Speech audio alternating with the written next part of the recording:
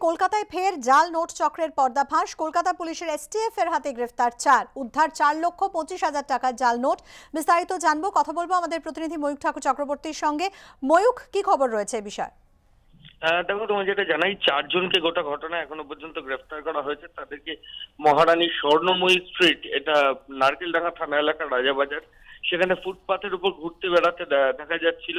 সন্দেহজনক মুভমেন্ট ছিল। পুলিশ আধিকারিকরা ঘটনাস্থল থেকে ইন্টারসেপ্ট করেন এবং তারপর দেখা যায় ৫০০ টাকার নোট সহ প্রায় ৪,২৫,০০০ টাকা মূল্যের জাল নোট নিয়ে তারা এখানে ঘুরছে।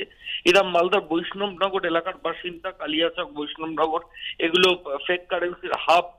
সেখান থেকে বিভিন্ন জায়গায় স্প্রেড করে, এমনটাই পুলিশ সূত্রে খবর।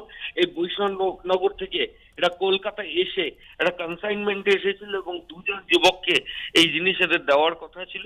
এই কনসাইনমেন্টে দুজন যুবককে কে পাঠিয়েছিল, এই জাল নোট দিয়ে বা এফআইসিএন দিয়ে কোনো টেরার ফান্ডিং হয় কিনা, কি জিনিস কেনা হয়, কি মোডাস অপারেন্ডিতে এরা এগুলো পাচার করে, এগুলো এখন তদন্তকারী আধিকারিকরা এই অভিযুক্তদের অ্যারেস্ট করে জানার চেষ্টা করছেন। আজকে আর কিছুক্ষণের মধ্যেই এই ৪ জনকে ব্যাংশাল কোর্টে এসটিএফ এর তরফ থেকে প্রডিউস করা হবে।